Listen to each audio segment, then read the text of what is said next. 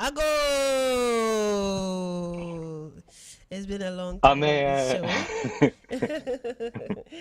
Oh, that's so great. Today we are bringing to you a goal to your doorstep. So, whoever is watching now, please share on Facebook. We are also streaming live on YouTube. Kindly watch and then send your comments. Our conversation today is going to be powerful since we are all here in Japan.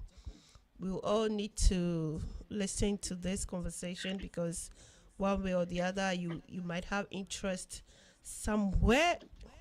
Okay. All right, so before we move on to our program, I have some few adverts here. So if you're looking for one of the best English conversation in Japan, locate Joyful English Conversation School. Okay, so they are located at Nodashi Shimizu. Okay, in Chiba. That's the first location at Nodashi Shimizu. So you can contact them on 047 100 0032. I get it again 047 100 0032.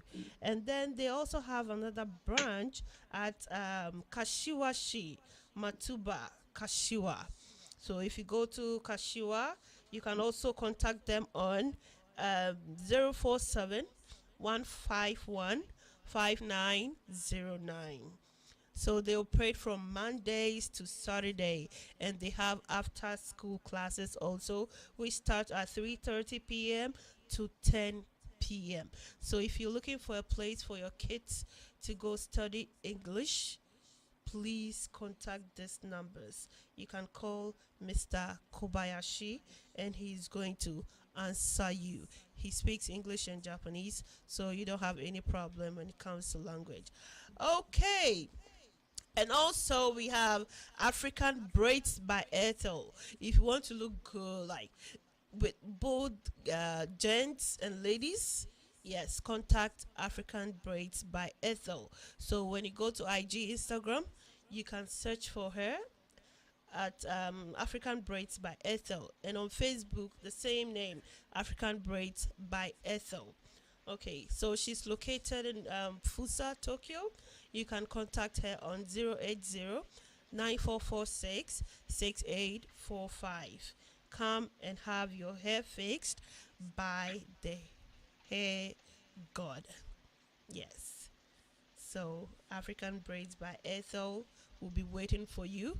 You can just slide into her DMs on Facebook, make an appointment, and she's going to attend to you. African Braids by Ethel. Look good. Okay, so there is also one announcement that's a 1 week celebration of Openi Emmanuel Akono Asante, popularly known as Odikro Akono Asante. And the date is on October 3rd, which is on Sunday, and the time is 1 p.m. at the Ankobai Royal Family House. Yes, the Ankobai Royal Family House. Ankobia. Okay, all right. So the name is Ankobia Royal Family House, and the time is 1 p.m. And don't forget the date. It's on the 3rd of October, which is just tomorrow. Okay, so now we have our guest on the show, and I know our guest has been on the show before, but today's topic it's different, something else, and I can't wait to bring him on board, like to hear what he has for us. There are lots that we need to know. So since we have somebody in the Japanese government relating with politics and other stuff, I think is good for us because it seems language is a barrier for so many of us, especially me. So if I have someone who speaks English and also knows more about the Japanese politics, I think I'm glad to have this kind of person on my show. Welcome, Dr. on Agoo. Amara, thank you very much for having me again. It's You're been welcome. about 6 weeks since Yeah, we exactly. last spoke, but thank you. Yes. Okay, so to remind our viewers, I want you to let's have a recap of what we had 6 weeks ago. Yes, I think about your business and then what you do so that we can continue from where we want to start today. Very good, thank you. So my name is Robert Eldridge. I'm based in the Osaka area. Um, I specialize in Japanese politics, uh, particularly post-war Japanese politics and Japan's foreign policy. Uh, I'm been in Japan for 31 years. I've been following Japanese politics for 31 years, and I've been pretty accurate in my assessments over the years. And I hope to provide some of those insights to you today as we talk about the recent ruling party presidential election and what that means starting actually next week as they move forward to choose a new prime minister. I thought they already chose a prime minister. Not yet? Officially, not yet, uh, Okay. and we can talk about that a little bit later. What the difference is. Okay. All right. All right. Thank you so much for You're the welcome. recap. Okay, so Mm. let's dive into today's topic about the Mm-hmm. Japanese politics connected with your business, right? So, how is your business related with the Japanese politics? Can you please let us know? Great, thank you. So, a little bit more about my background. So, I was in academia for many, many years and taught Japanese politics uh, to Japanese students, international students. We had officials from foreign governments and foreign countries. Uh, I taught many government officials from African nations, as well as other countries around the world, about what's going on in Japan. Uh, Subsequently, I worked for the U.S. government in the U.S. Department of Defense as the political advisor about Japan affairs for the United States Marine Corps.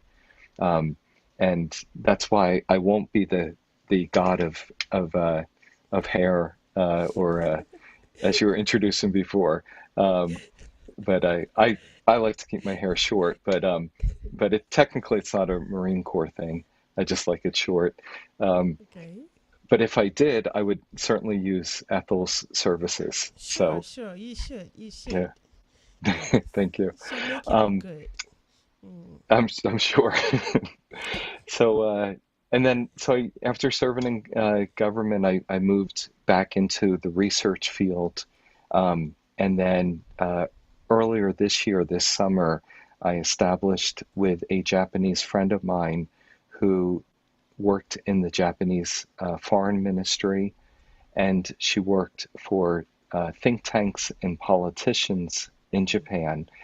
We formed a company called uh, Diplomatic Support Services, and the company is meant to fill a void with foreign embassies that are located in Japan, specifically in the Tokyo area, where they may have difficulty with um, deeper or more penetrating analysis about what's going on in Japan, either in politics or security matters or economics or education policy or foreign policy. And we have either among ourselves or among our contacts the ability to provide, I think, very deep analysis about these matters. And then we also provide introductions for individuals or groups or organizations that are from a foreign nation or her or his staff may need here in Japan, and a number of other services. So monitoring Japanese politics is crucial for our company, Diplomatic Support Services. And to do that, I maintain regular contacts with many individuals and politicians and journalists and basically everybody who's kind of watching what's going on in Japanese affairs or that are participating in it. And I also travel to Tokyo on a weekly basis to meet with those individuals or to get eyes on what the situation is, and maybe if I have a theory or an idea, and I may test it out on people and see what they think about it. We also do a lot of proposals and policy suggestions, hoping that Japan's foreign relations with these other countries will improve and become better. Oh, okay. All right. That's so interesting. Thank you. Yeah. Okay. So let me ask. There's been some election recently, but Hmm. I don't really know much about the Japanese elections. We know, Hmm. let's say back in Africa, there are so many campaigns, so many noise about politics, election, but I'm here in Japan and I've not seen anything like that. But I heard they have a new prime minister now. How did they do that? Okay, yeah, that's a great question. So technically, right now, and we're doing this show on October 2nd, Saturday. So technically, right now, they don't have a new prime minister. They Okay. have the current prime minister, Mr. Suga Yoshihide. So Suga, um, he'll serve until Monday next week. Okay. So in other words, two Okay. days from now, technically, although people are already getting ready for the next administration. So what they had recently, this past Wednesday, September 29th, was the election for the party leader of the ruling party. And there are actually two ruling parties. One is the larger Liberal Democratic Party, and the second smaller coalition party is called Kolmeito, and it means Clean Government Party. And they've been coalition partners uh, for roughly 20 years, a little more than 20 years. Um, but the main event, the main issue was the election of the larger ruling party, the Liberal Democratic Party. And in that election, which took place over a very short time, it was roughly 10 days or so in the middle to end of September. Eventually, there were just four candidates. It started off a little bit more close to around 9 or 10, um, but it became apparent that some people didn't have the support within the party, or maybe around the country, um, or there were some, deals that were made within the party about this person would run this time and this person wouldn't run. So eventually there were four candidates, and two were males and two were females. Um, Females. it's unusual to have, uh, a female running uh, in Japanese politics to this When level. I saw that, Uh, I was so happy. I thought mhm. probably they'll give the females some chance to also rule. Right, and which is long overdue. Um, when Prime Minister Abe, who was the Prime Minister one removed, who served from 2012 to last year, 2020, the longest serving prime minister in Japanese history, um, I thought he was just going to serve one term, which is 4 years, and then he was going to um, turn it over to a female. And he was grooming several females, and I thought he was going to let them compete and, and build up their political credentials. And then the woman who, appeared to be the strongest, I thought he was going to turn the reins over to her. He ended up running or staying in office much longer than initially anticipated. But his candidate, the one he most wanted, ran this time, and her name was Takaichi Sanae. So Takaichi Sanae. And she ended up coming in third place. She was my preferred candidate for a number of reasons. But I'm not Japanese, and I don't belong to the ruling party. So technically, I don't have any You right don't to have any say anything power. about it. Right. Yeah. But as an analyst, I was kind of hoping for her. But I don't let my personal views interfere with my judgment about the situation. The person I thought was going to win uh, actually won. So to clarify, the person I was hoping would win didn't win, and the person that I thought would win won, and One. that's Okay. Mr. Kishida Fumio. And uh, and he, for me, and probably for many people, was a second choice. But I think he'll be a good prime minister. He'll be a Why? safe prime. Um, so um, he has he has fairly wide backing from many people within the party. He's very cautious and careful, so he won't do too many abrupt things. He comes from a long tradition of factions within the party, so it's the middle faction of the ruling party. So I should probably explain that a little bit. So the ruling Liberal Democratic Party came into office originally in 1955, and they've been out of office uh, essentially maybe 4 of the past 65 years. So basically, they've served most of the time. And they started off as two different factions, and then they grew, but they had come together under one umbrella known as the Liberal Democratic Yeah. Party. Today, there are 7 factions making up the LDP, and each faction is headed by a key politician, and generally they have a certain political philosophy within the larger Liberal Democratic Party umbrella.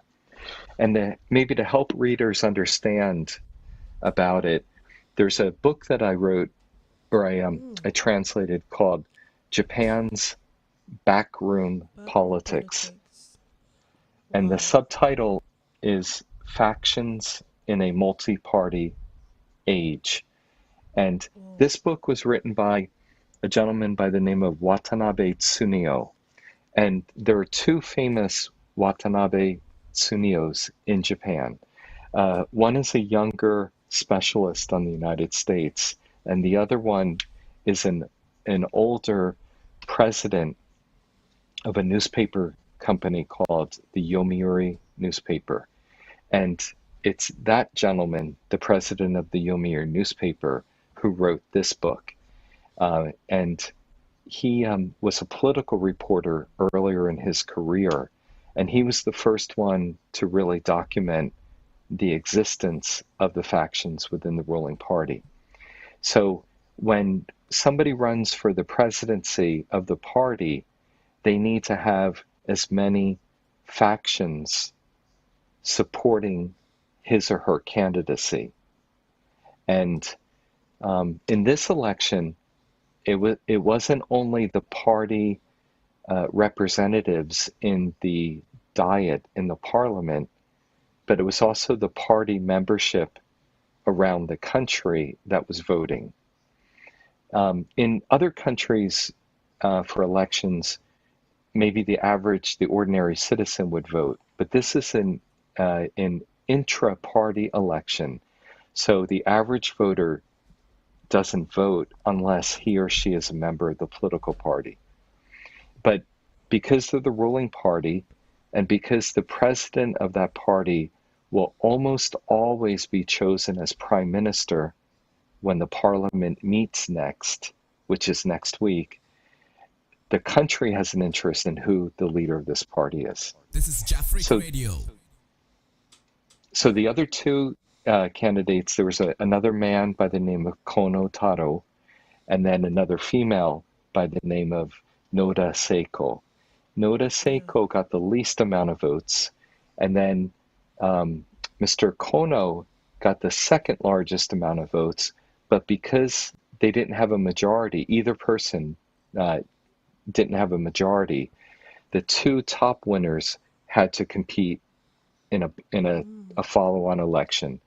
And that's when there's a reshuffling of the votes, and people that once supported Noda Seiko or once supported Miss Takaichi would then recast their ballots for one of the two finalists. And in this case, Kishida won an overwhelming majority. So Mr. Kishida was named the president of the party. Yesterday, Friday, he officially named the leadership of the party, because you can't rule a party by yourself. You're going to need a good team. And he chose a good team from the different factions. So that allows for balance in the in the party. If it's all one faction, then all the other factions are going to fight it. But when you choose people from different groups, you give them ownership in ruling the party, and it becomes more stable usually. Wow. Okay. All right. So I wanted to ask you a question about what you just said. But before that, Hmm. for the sake of our viewers outside Japan, I want to know how many parties do we have, political parties do we have here in Japan? Great question. Um, Let me ask you, Nania, how many do you think there are? Seriously, I don't see Mm. anything going on. I think, to me personally, I thought there was none. Like, yes, they Because just it's very stable, appoint and right? then they vote. Yes, Hmm. so Yeah, that's what I know. Mhm. there's an appearance that many Japanese are disinterested in politics. Yeah, Um, but that's not necessarily true, or not always the case. They're not as loud usually as, like, for yeah, example, people in the United States. sure, Um, so if and like in a the systems are different. Japan's a parliamentary system, and the U.S., for example, is a presidential system. And depending on the country, abroad, it's going to be a little bit different. But um, uh, the the Japanese system this time I thought was very well run. Uh, it was, it's a short election. It's they focused a lot on the policy, and usually it's backroom deals, or historically, particularly, and that's why the name of the book is Backroom Politics. backroom politics. Yeah, and so, but this time is much more open, um, and it was intensely policy driven. So there were a lot of press conferences discussing the policies, discussions and debates where all four of the main candidates were talking. Um, and all in all, it was very civil. They didn't try to destroy the other candidates.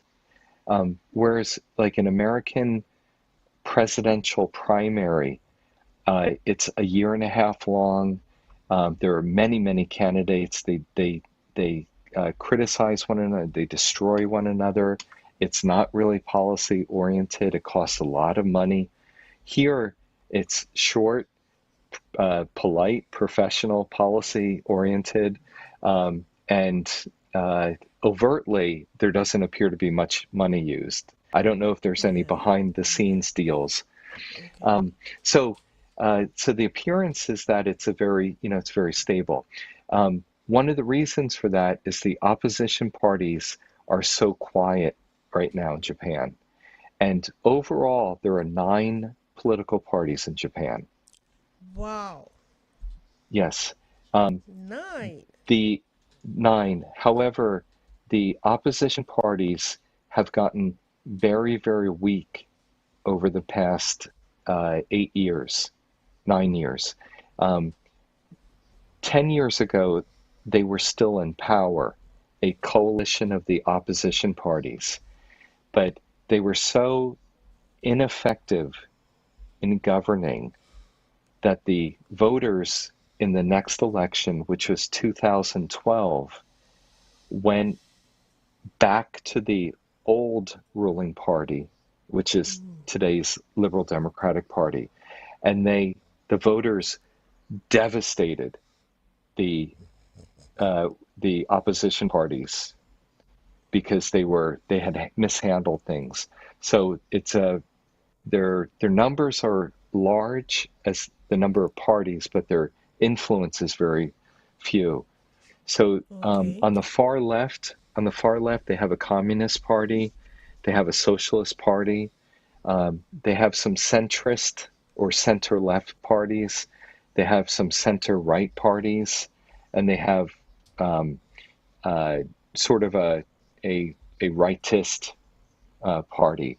And then they have some other parties that aren't represented at the national level, about half a dozen around the country that are more regional or local parties. But officially, right now, there are 9 political parties, 2 that are ruling and 7 that are opposition. Wow. Wow. And uh, I, I tend to sympathize or support the ruling party, but I also like to be independent, and I'm not. I don't give the ruling party my full blessing or support because um, you need a healthy opposition to keep a This democracy is Jafric functioning. Radio. And so it's important that the opposition be good and strong too. And it's unfortunate that they're not good and strong because what will happen is if the LDP, the ruling party, doesn't have competition, it won't get good. And it's just like in anything, if it's sports or, artists or whatever, if you're always told you're the best, you're not going to try to improve at all. Exactly. And businesses too. If you don't have any Certainly. competition, your Yeah. your customer service is going to be really bad. Okay, so I got a question for you on Facebook Hmm. from Yaya Seidu. Yem, sorry if I can't pronounce your name well. He says, Dr. Robert, kindly tell us how many parties Japanese have. But I think he already said that. 9 political Yes, yeah. parties, So two ruling, 2 ruling and 7 and 7 opposition. in opposition. Okay. Yeah. He also adds that. However, Okay. I was just going to add that the opposition parties sometimes support the ruling party's legislation. So Okay. it's not a 100% division. If it's a Okay. good bill, it'll get supported. All right. Okay, so he also asks, please can he repeat what he just said regarding the vote for party leadership, please? Hmm. So there were 4 candidates in the election for party president was held on September 29th. Um, if one of the candidates got a full majority, then he or she would have been chosen. But because they didn't get a full majority, they had to do a runoff election. And in that Okay. time, um, in the runoff election, the winner was Mr. Kishida. And the reason that he won was because the two losing candidates, their their supporters would vote again, cast their ballots again, and in this case, instead of supporting their first candidate, they supported Mr. Kishi. Oh, So okay. it's a runoff election, and Yeah. to do that in the first round, you support the candidate you won, but in the second round, um, you basically would go with the candidate that your group wanted to support. And there was a deal made between Kishida's faction and Takaichi's faction that whoever came out ahead, the other faction would support that person. Okay. All right. So there's a question that says, does the citizen also have a role to play in the Japanese election? What role do they have to play? In this party election, not really, unless they are a party member, and you can become a party member by signing up and paying dues. Uh, but the the LDP, the ruling party, and the opposition party know that public opinion is also very important. So Exactly. if everything was done inside, in the back room, whoever emerged as party president would have trouble governing because the decision wasn't transparent and their message didn't have any appeal for the general public. So the LDP, as well as the opposition parties, when they're choosing their party leader, they do a lot of press conferences and talk to the public, even though the public doesn't have a direct Okay. say or vote. But Okay. public opinion's important. Okay. But That in really makes the sense. right in the future for next month, the public's going to have a role, and I can explain that later. Oh, really? Yes. Wow, I see. Okay, so the Japanese name again, the one who will be taking over from Suga. Yes, he's already taken over from for Suga as party Okay. president. It's Okay. Kishida Kishida. Fumio. Yes, Okay. Kishida Okay. Fumio. And Okay. everybody who's watching this or listening to this or either in Japan or outside of Japan has seen his face before Yeah. because he was the he was the foreign minister of Japan for 5 years. And so he's met with all the international leaders around the world, including the leader of your country, who's ever listening. So, Then for example, I hope he has mhm, good things for foreigners. Yeah. Okay, so I think, did he yeah, put I think he is. anything in place, like things to do before So, emerging? so he's announced some policies, and there's a book that he published a few weeks ago, and it's called the Kishida Vision. Okay. And I offered his office to translate it into English if he's interested in getting his message out to a non-Japanese audience. But I'll just have to wait to hear back. The Japanese aren't very good at public affairs and public relations as far as getting the message out Yeah. in this way, unfortunately. Um, but he has his ideas, and people chose him to be the party president. So he will uh, try to have the party follow his ideas. But the way Japanese politics work is that it's a consensus based approach.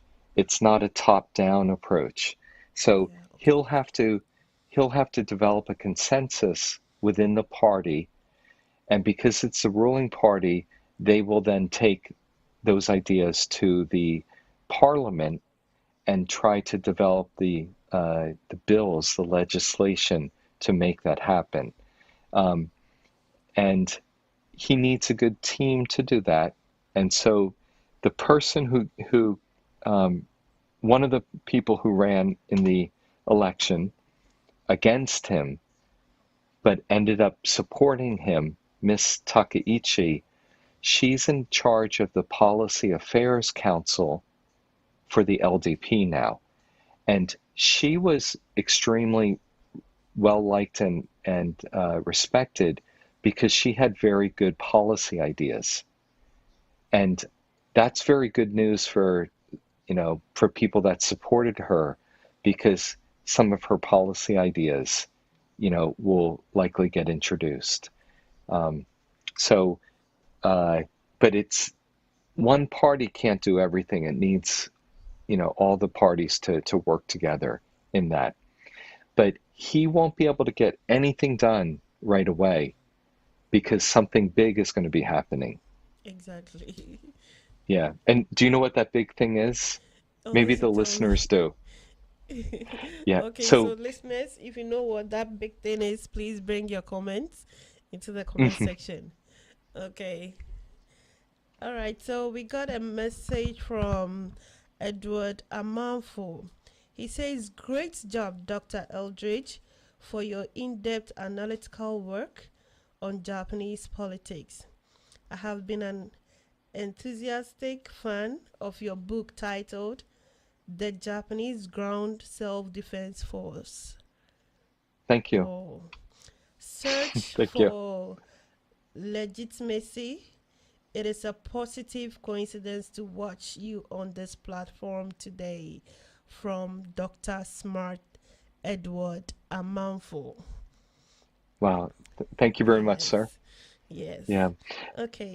Because he likes the book on the self-defense forces, I'd like to let him know that there's going to be an article in the Japan Times, probably around October 14th, about the self-defense forces and disaster relief. Because October 14th, 1951, there was a major disaster in which the self-defense forces responded, and it became This is Jafric basically Radio. it became basically the start of their disaster relief operations. Wow. Okay, so there's a question here for you. It says, Hmm. please, why can't the prime ministers rule for long recently? Is it a kind of pressure or they don't perform well or what? Is it COVID-19 pressure or like Hmm. this comes and goes, this comes and goes? What's the problem? Yeah, that's a great question. So it's referring to Mr. Suga's relatively Yeah, short time in yeah, very office. short. So he served for slightly more than a year. He was inaugurated, I think, on September 16th last year, Yeah. so a year and 2 weeks. Um, Prime Minister Abe, as I mentioned before, served 8 years, almost 8 years straight. And but before him, though, there was many prime ministers in rapid succession. Mm, So if you go back to 2005, or I'm sorry, 2006, uh, Mr. Abe served one time in office for 1 year. His predecessor served for 5 full years. and five was kind of like was very much on the longer side, and it was one of the longer in post-war history. Um, and then Abe served. Uh, he didn't do that well. He had a very ambitious agenda, but the opposition parties, uh, their their influence was growing rapidly, and his party lost in the uh, in the upper house election, and so it made a divided parliament. So they had the power in the lower house, but the upper house was with the opposition party, and so it became very difficult under divided rule like that. Um, when Abe was chosen first in 2006, I was strongly against that because there was a natural order that was supposed to happen, and Abe jumped ahead of everyone because he was so popular. And but he didn't have any experience. He was just outspoken, young, handsome, popular, but not at that time qualified or competent. Um, I do think he's one of Japan's greatest politicians now, but he wasn't in Before. 2006. Mm. And so after 1 year, he failed. The person who was supposed to come first came into office. He failed after 1 year. The current finance minister, Mr. Aso, then came in. He failed after 1 year. And the general public, the voters, were so frustrated with the corruption and the incompetence of the ruling party that they voted the ruling party out in August of 2019, 2009. And I predicted that back in 2005. And I was told I was crazy because the ruling party will always be the ruling party. But I come from a country where there's rapid turnover of power every 8 years.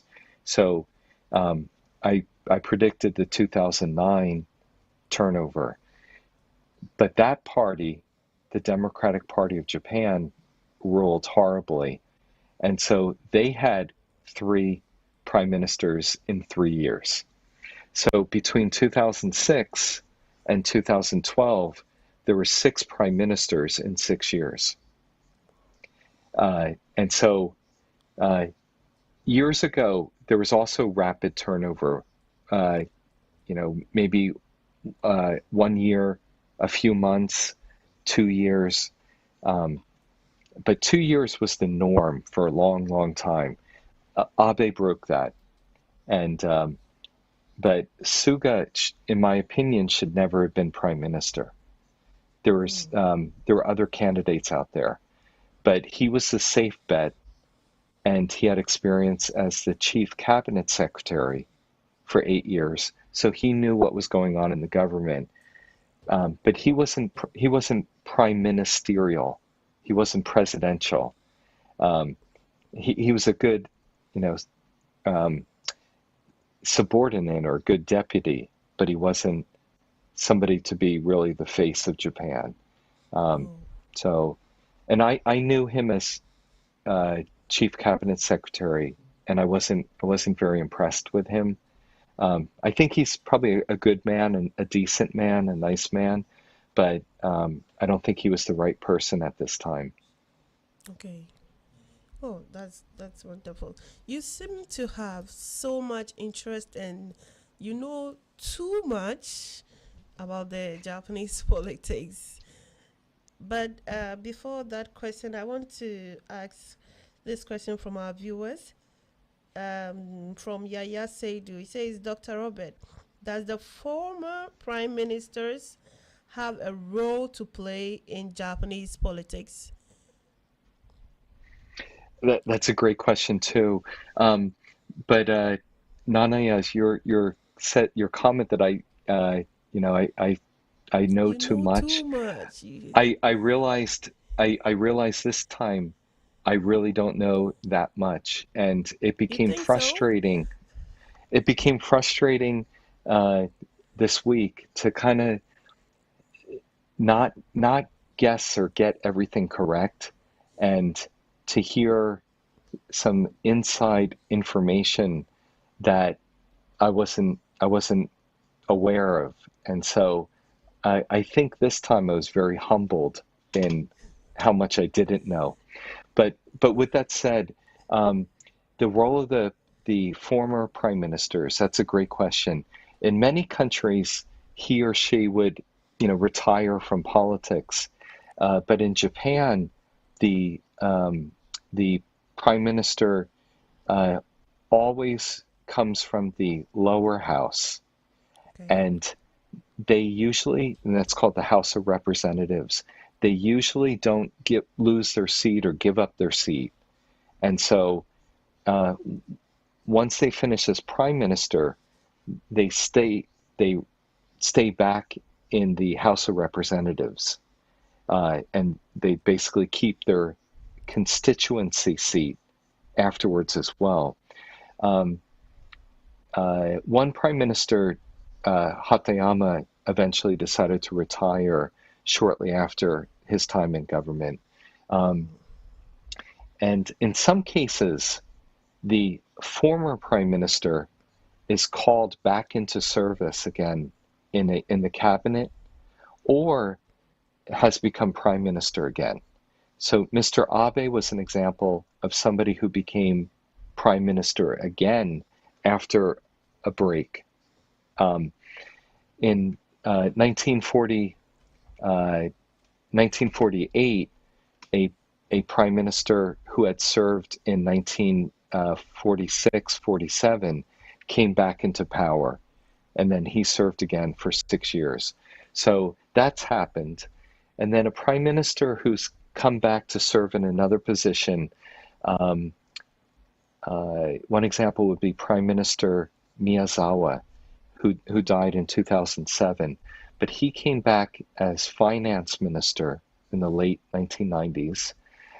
Prime Minister Hashimoto, who served from 1996 to 1998, he came back in another position for, I think, for government reform, um, and maybe finance minister. Uh, and Prime Minister, or yeah, Prime Minister also has come back as deputy prime minister and as finance minister. Mm. So so they're not killed off, they're not arrested, they're not retired. They basically keep their seats in parliament, and then Okay. should they choose to, they come back into it. Oh, wow, that's interesting. Mr. Yaya, I hope your question was answered.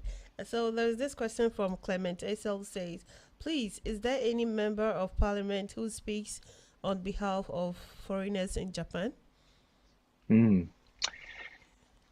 Um, yeah, that will depend on the sort of like the angle of the question. So, for example, um, would it like foreigners who live in that person's constituency? Um, I believe they would take up issues if they felt it was legitimate and of concern.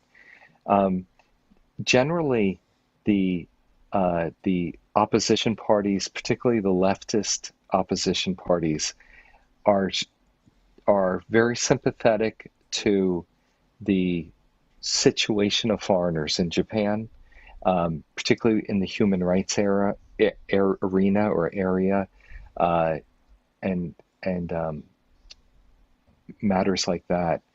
Um, I'm working on a book right now, and it concerns a politician who has very close ties with a foreign country, and he's very interested in the issues of that country's um, nationals or citizens, as well as the people of that faith, that religious faith. So he works on their behalf. Um, so generally, like at a more local level, it'll be the local politicians or the local government that ideally should be handling foreigners' issues in Japan. But um, if it's an issue that concerns a lot of people, it's a general issue, not a specific issue, then there's a chance it could be taken up at a higher level. Um, there have been foreigners who naturalized, who took Japanese citizenship, who then served in parliament. There was a gentleman by the name of Marute Tsurunen, I believe from Kanagawa Prefecture, who was originally from uh, either Northern Europe or Holland. I forget which country. Um, Probably Norway, maybe. But who, as a Japanese citizen now, he was able to run in the 1990s and I think served 2 or 3 terms. I myself never met him, um, but um, but there was an example like that. Uh, yeah, I'm not sure if I fully answered the question, but um, ideally they should be, concerned about, uh, all the residents Yeah. that, live in Japan, regardless of the citizenship. But they will, you know, they'll be more interested in their own Japanese citizens' issues than they Exactly. would be in, yeah. Yeah. Yeah. Okay. So Clement, Can I I hope can I your question follow? was answered.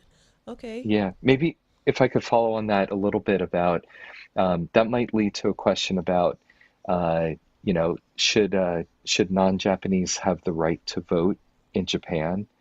Yeah. And in my case, I don't I don't want the right to vote in Japan, and I don't really believe in the right to vote because my loyalty is to my own country, the United States.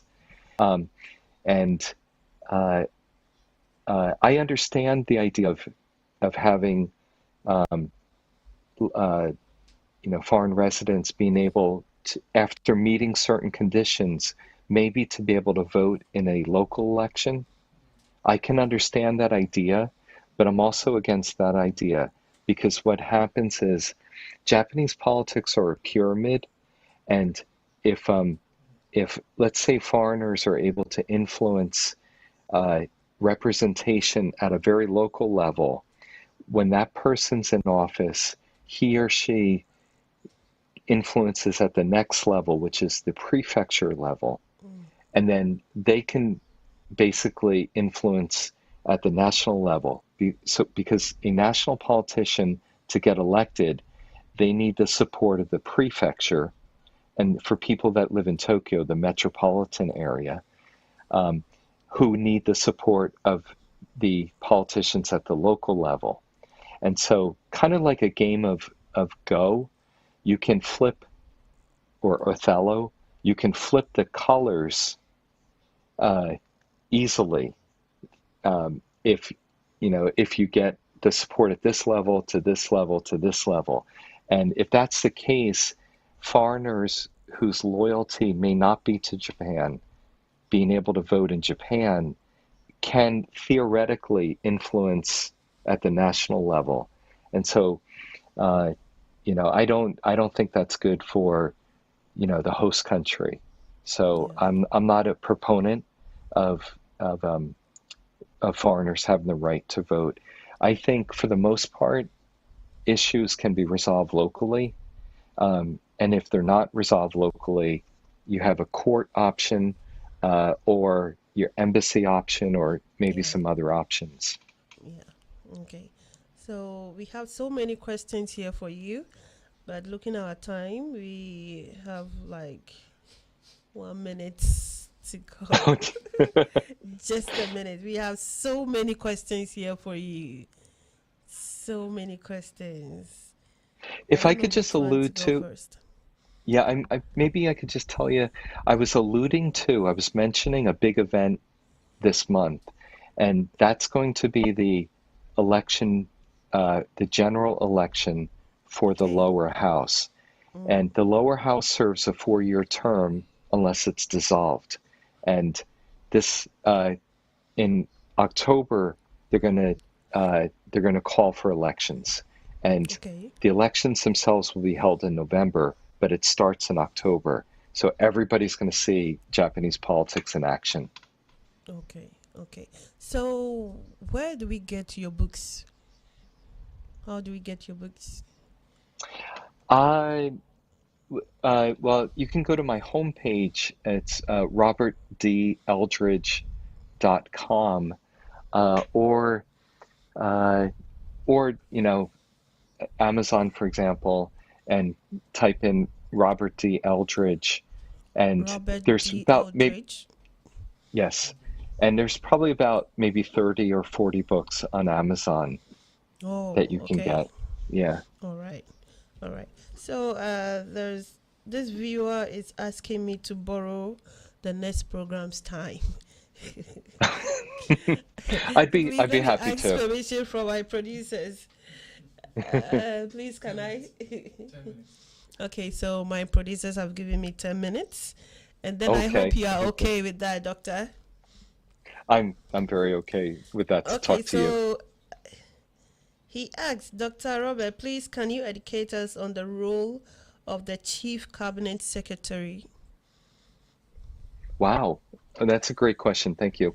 So, um, there's in Japanese, it's called Kambo Chokan, and Chokan means director or head, and Kambo means secretariat.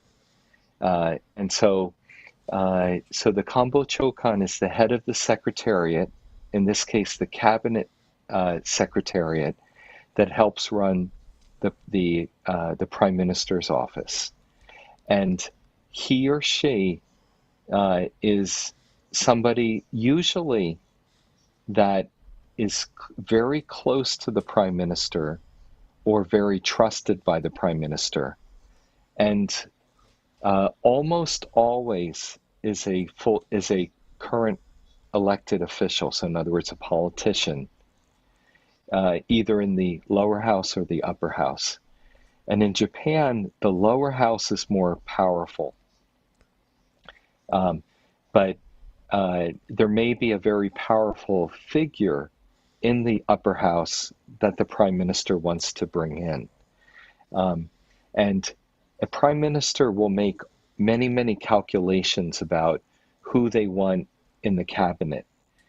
It might be a factional balance, it might be a personal obligation, it might be a policy preference, it might be a need to deal with an issue that the country's facing, and they need to have that person like there to be able to coordinate. It may be a way to promote that person in the future to give him or her experience in that. So the Kambo Chokan, the chief cabinet secretary, is basically like the alter ego of the prime minister. He or she should be able to speak for the prime minister in full confidence.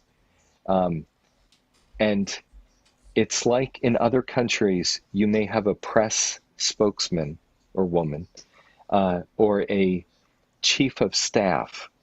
So, for example, in the United States, some of you would have seen there's a woman named Jen Psaki, who's got very bright red hair, who's the White House spokeswoman, um, but she's not the chief of staff.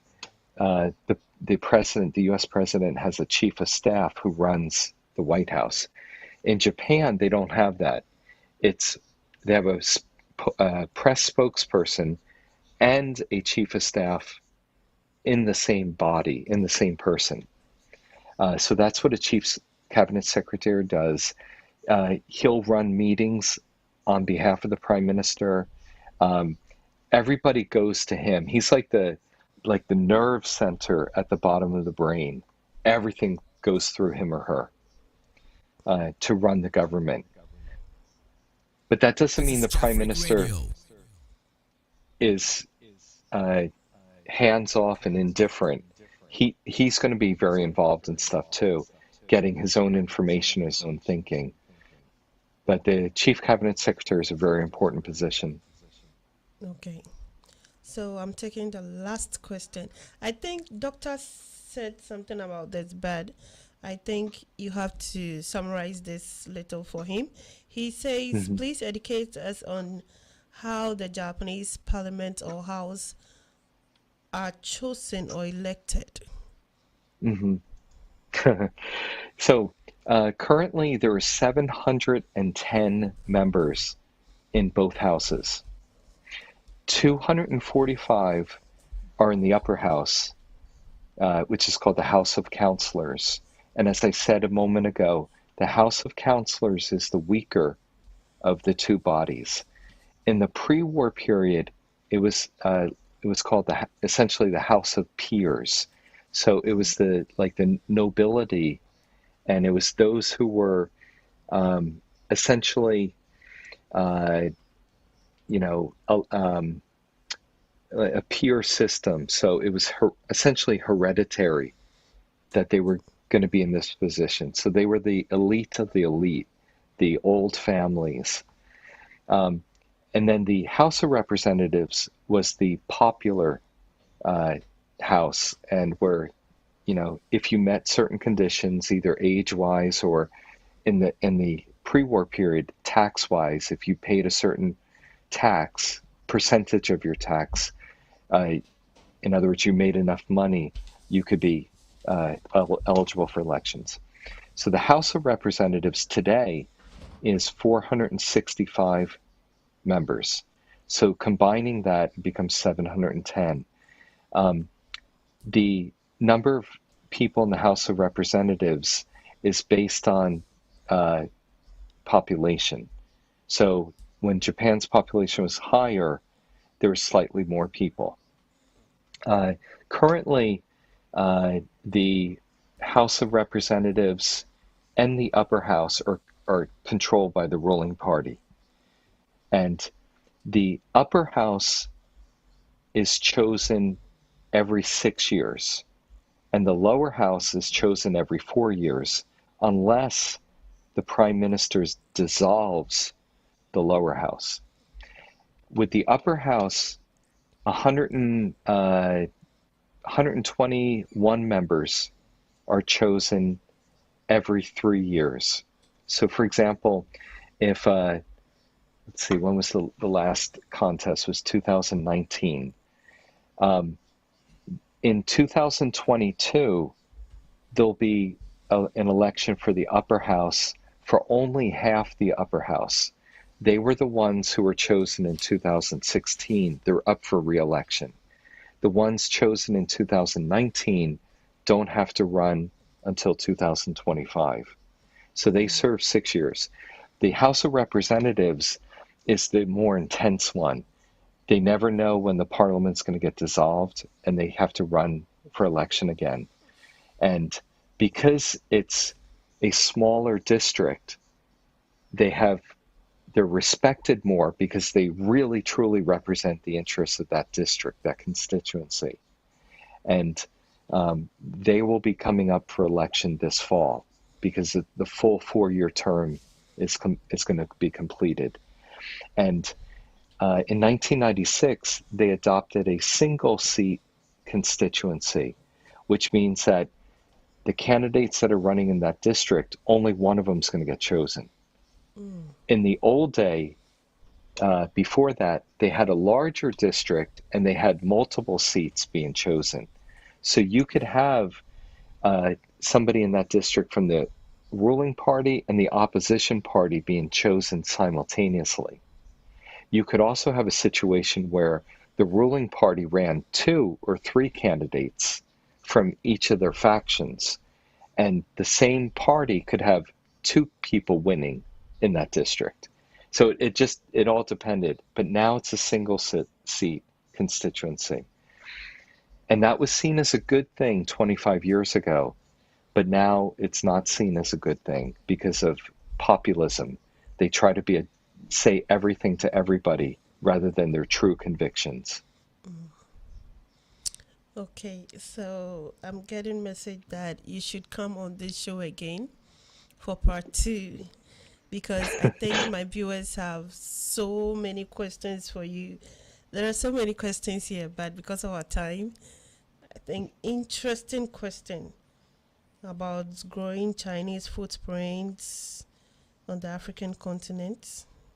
Like so many questions, but because of our time, we have to end here. I'm sorry, Okay. viewers. I think we definitely going to have a part two of this. Yes, because we're enjoying your show today. At least we knew less Th- about the Japanese politics, but throwing light on it today, I think we have so much interesting. So thank you so much, Doctor, for Thank you. coming to Thank you very our much. show. We also wanted to Thank know you the for names inviting me. of your books. We have Backroom Politics, The Mm-hmm. Japanese Ground Self-Defense, Mm-hmm. and can you tell us one or two of Oh it? God, I think there are too there's much. yeah, there are a lot about politics.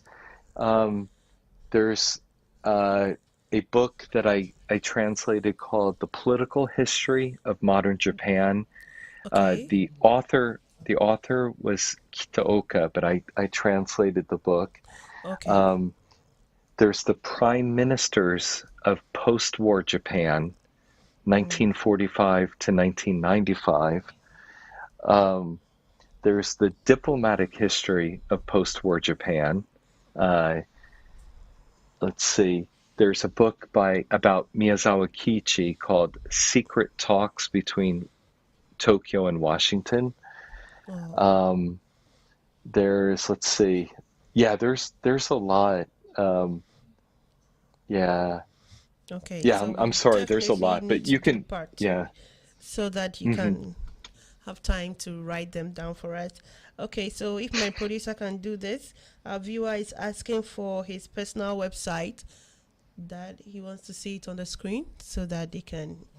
So please, can you tell us your website again? One more. Yes. It's www.robert D as in David D, yeah, Eldridge. Yeah. Eldridge Yes. ELDRIDGE.com.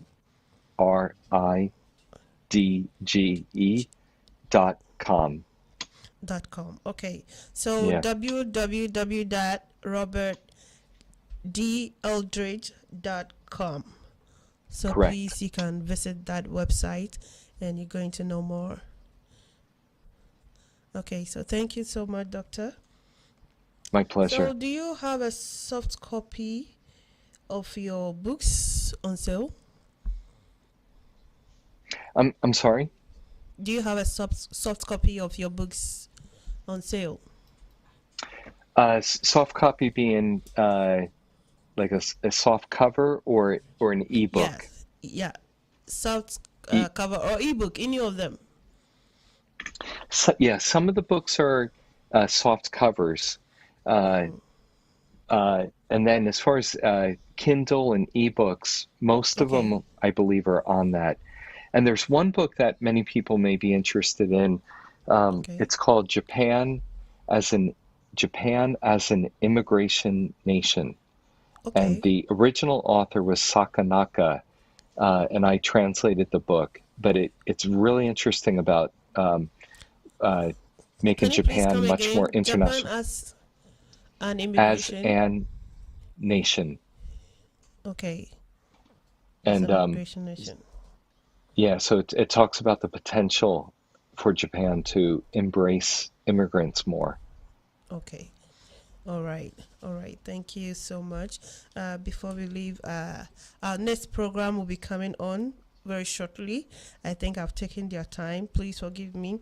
So we have the Jafric Live Worship, which starts from 6 p.m. Please don't go anywhere. Let's stay tuned.